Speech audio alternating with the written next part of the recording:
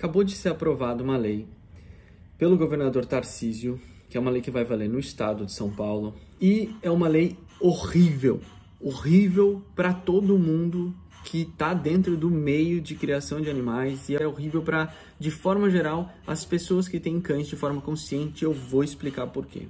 Que a gente tem vários pontos, mas acho que o pior de todos é artigo 4º, inciso 8º, esterilizar cirurgicamente os filhotes até os 4 meses de idade, excetuados cães de trabalho, que deverão ser esterilizados cirurgicamente até os 18 meses de idade. Isto para comercialização.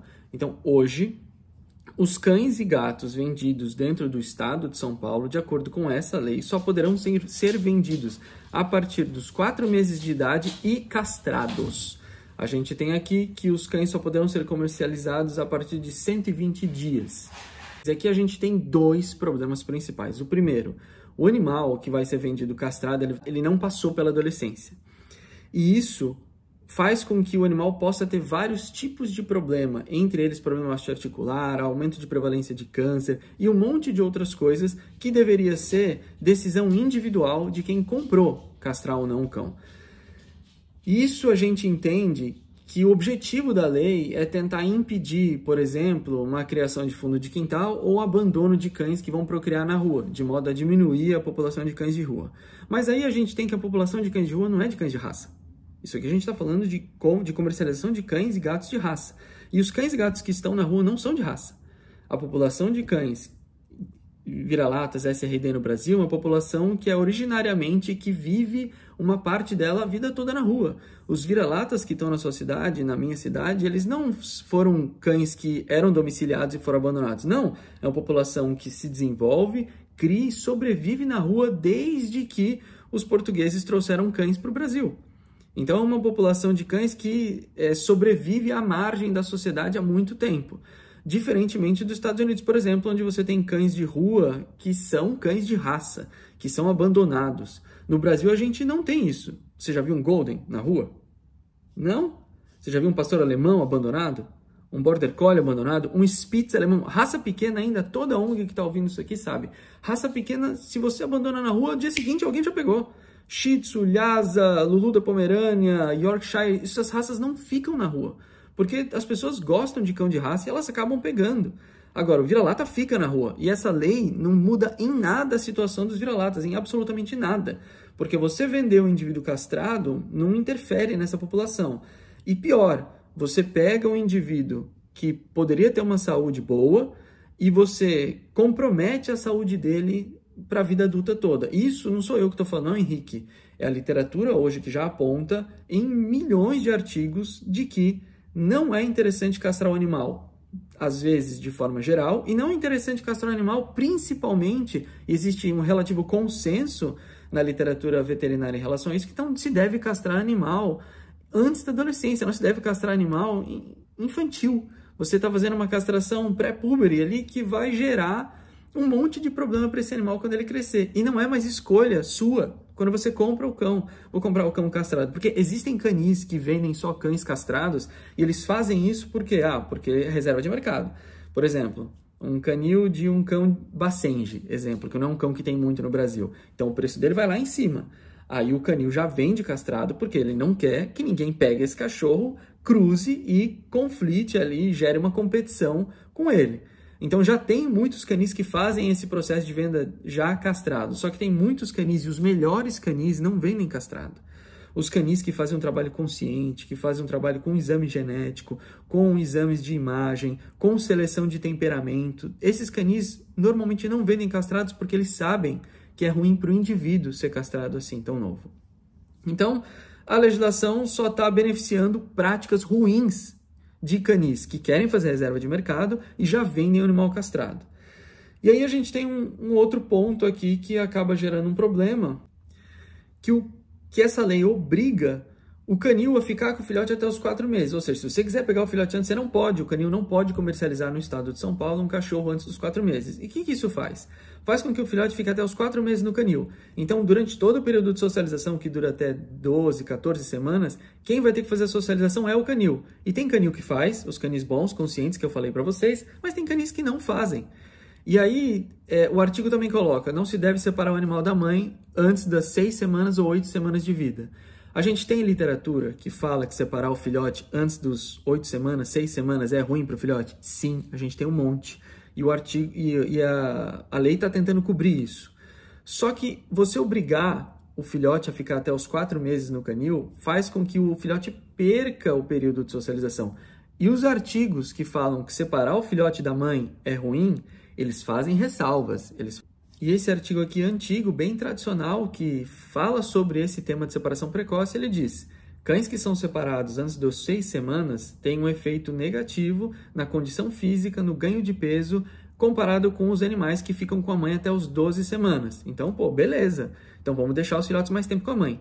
Mas, eles falam, no entanto, essa separação, que é feita mais cedo, não tem nenhum efeito na socialização dos cães, ou mais tarde, desde que seja providenciado um contato diário dos cães com tratadores humanos.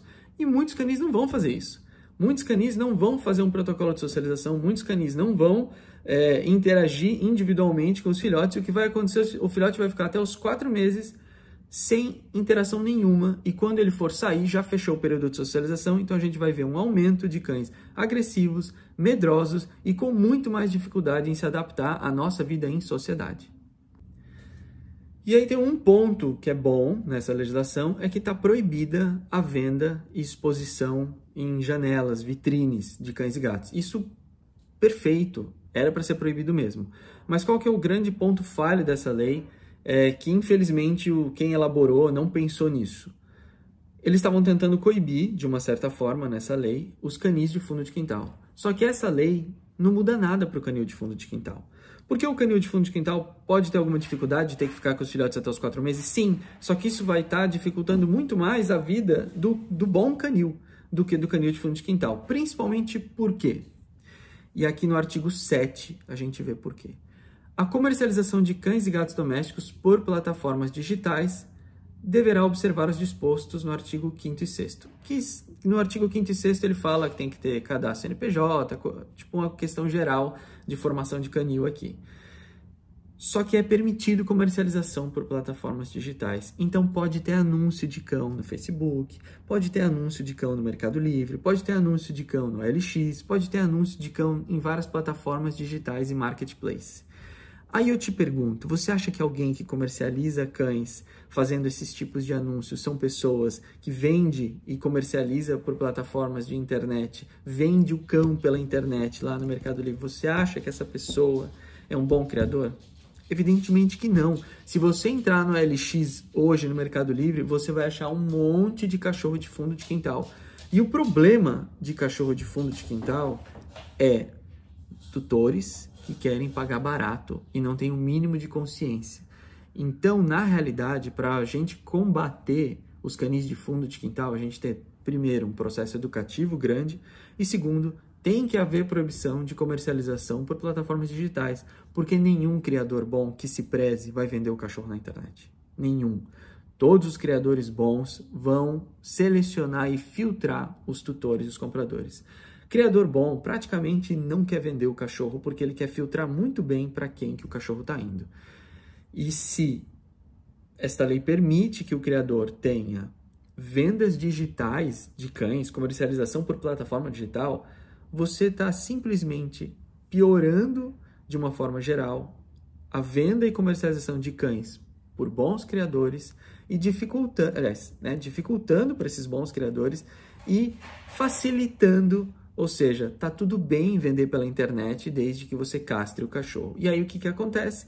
Você pega criadores ruins que vão castrar os cães cedo para fazer reserva de mercado e vão vender pela internet, e para eles continua muito parecido, porque provavelmente eles podem burlar essa questão de vender o filhote com 4 meses, mas se burlar ou se não burlar, na minha opinião, essa lei acabou prejudicando muito mais do que ajudando o comércio de cães e gatos.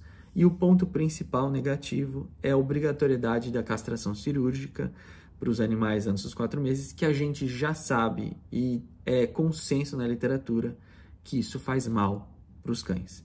E aí quem vai pagar o preço vai ser você, porque você está aí desse lado, vai comprar o cachorro e a conta do veterinário, quem vai pagar é você, e você que vai comprar de um canil de fundo de quintal, muito provavelmente. Então é por isso que a gente faz esse trabalho grande de conscientização aqui na internet. Mas comenta aqui para mim o que você acha dessa lei, se você acha que está certo, se acha que está errado. Vamos ver o que vocês têm a dizer sobre isso.